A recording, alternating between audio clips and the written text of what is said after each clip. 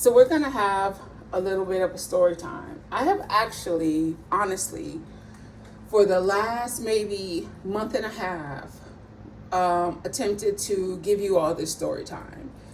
And it's based on a specific little spot that's in between my house and my coffee run. And I want to, every time I pass it, and I actually, on more than one occasion, have started recording the word, but then I don't know what happens. But particularly today, especially with what I am doing now in this ministry, with what I'm building, I thought I really want to tell this story. So where I live now, in this area, maybe 10 minutes from my house, is an area where years ago, I have to think it had to be like 9 or 10 years ago, I tried to buy a house in this same area.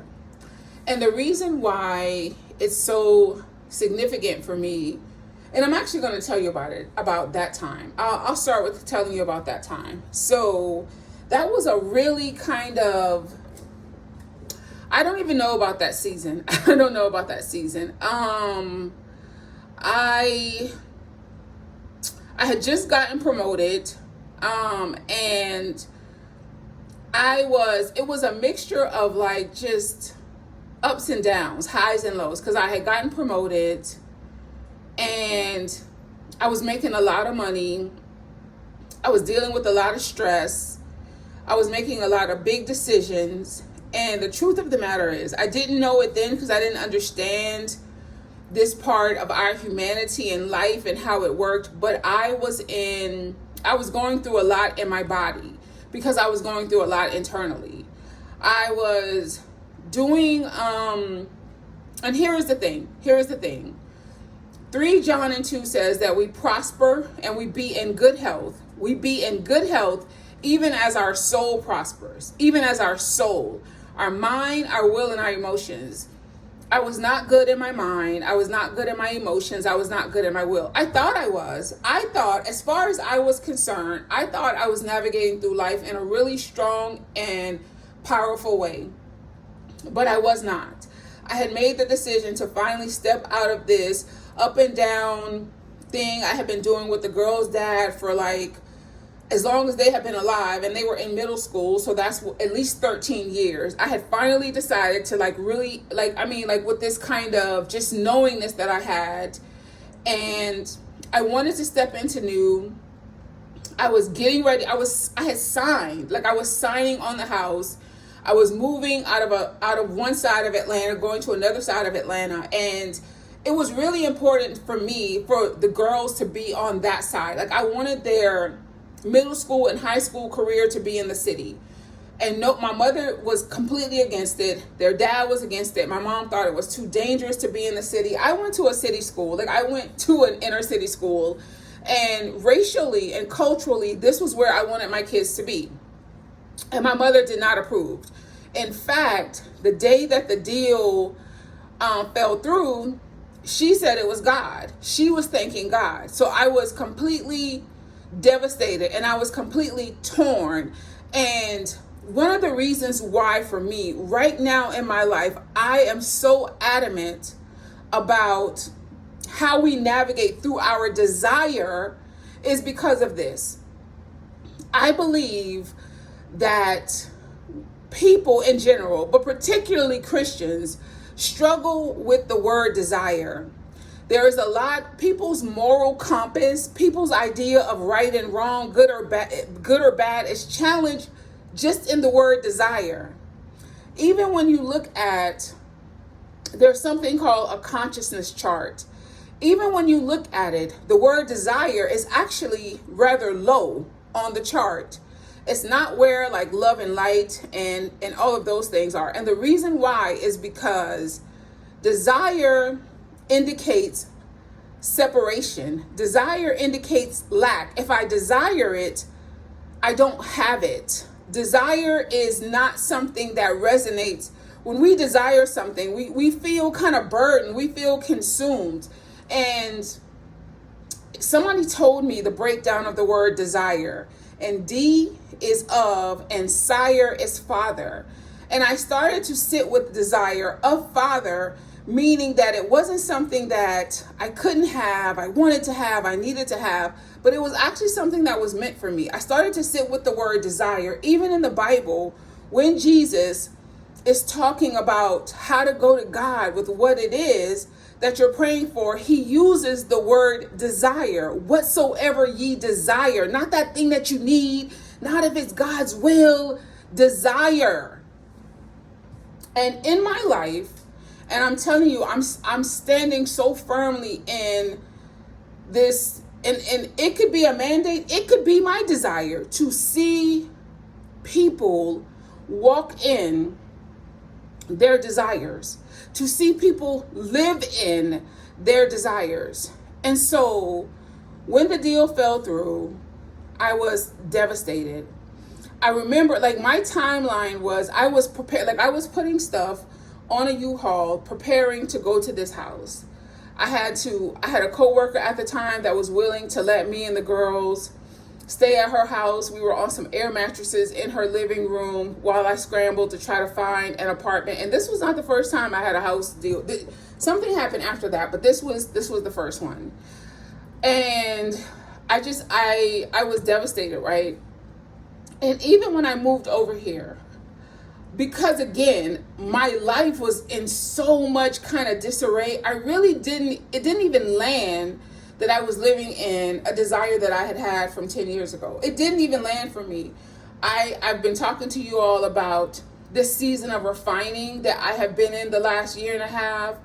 And what really started to land for me is the day that I found the house 10 years ago. There's a seafood place. And I remember me and the girls, they were little girls, we stopped there, and the woman who was the mayor of Atlanta during that time was in the seafood spot. And I remember saying, oh my gosh, hey, Mayor Keisha. And I told her that I was getting a house for me and my girls, and we chatted it up. And the interesting thing is that she had a turbulent run as mayor and she kind of disappeared from the political scene.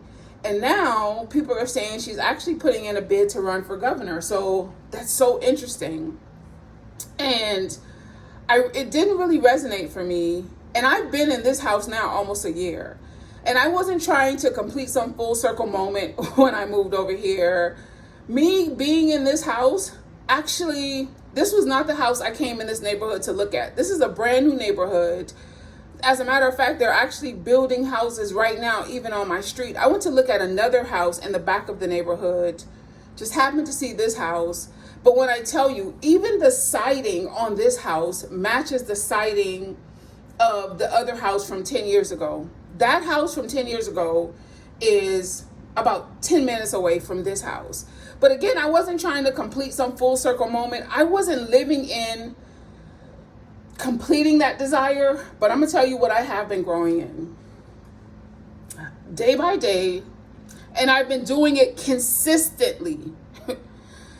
I've been doing it, growing in this uncommon anointing that I believe is mine, that life indeed goes well for me. It does not matter who doesn't get it. It doesn't matter who even speaks to me that God is against it. God had to show me how reality works. I am a believer that we get to have whatsoever ye desire. And I've been growing in that identity. Half of this time, in between that, I've been growing in it with you all. You all have seen me. And I think it's that thing that is challenging the church people that I used to run with. I think it's that thing that but something I've settled in, and I've really settled into this thing only like really recent, is I cannot be somebody's moral compass. I can't. Even now, right? People will, like, I'll give a message, and there will be those of you that will say, Well, what about this thing? Could I have this thing? I cannot be anybody's moral compass. I think that that is what is wrong now with people that are listening and being governed and being helped and being coached or be whatever, because my voice cannot be your moral compass. I cannot tell you, yes, you can have that. No, I'm not going to do that. And I know where people are challenged with that. This is why I want people to grow in their identity and their authority. When God made man in his image and likeness, I really want you to look at the verbiage in Genesis 1:26 that God said what that image and likeness means. Because we were told it meant one thing, but it really means something else. I want you to read it for yourself and see what that means. This is your life. You, in the image and likeness of God, need to rule according to your desires. And if that challenges any type of religion or I'm just giving you Bible. I'm giving you Bible. This is not Manny. I'm just speaking to you Bible. For me, if that's not how you navigate life, then reconcile in your heart in whatever way. But I'm letting you know that if it's one thing that is near and dear to my heart, it is seeing people that are attached to me live in their desire to live in a beautiful, blissful, wonderful, amazing life. Because what is life if it is not life more abundantly? I do not believe. And I promise you, I don't care what email I get. I don't care what message I get. I don't care who, when, where, how tries to. You cannot convince me that we are supposed to be here in this life, and between now and the moment that we transition, that we are supposed to be struggling, that we are supposed to be straining, that it is supposed to be problem after problem, that it is supposed to be fire after fire, that it is supposed to be almost but not quite. It is supposed to be, oh, we live from breakthrough to breakthrough. No, we live from glory to glory. I am growing in that identity. And I have been doing it through consistency. I have been doing it in the midst of fire, in the midst of warfare, in the midst of not understanding. I have been doing it I don't think you need any more information. I'm not building a container to give you more knowledge. There's going to be a lot of hand holding. This is going to be a lot of day in and day out hand holding.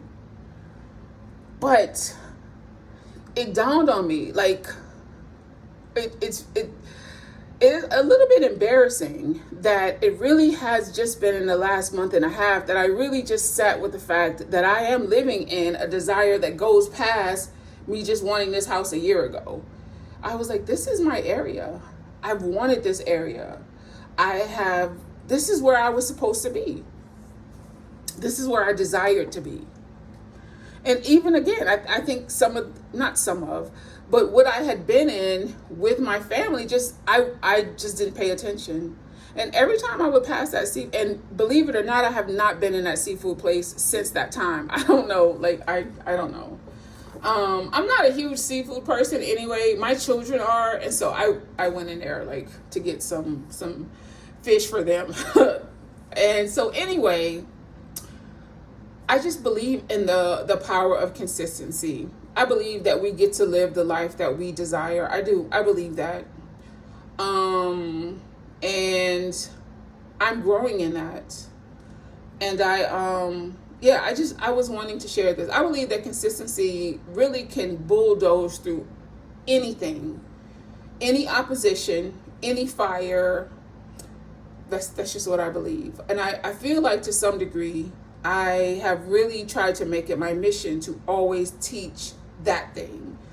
So yeah, I wanted to share it. As I prepare, I think, I don't know, it was in my heart to, I don't know. Anyway, I wanted to share this, and I love you all.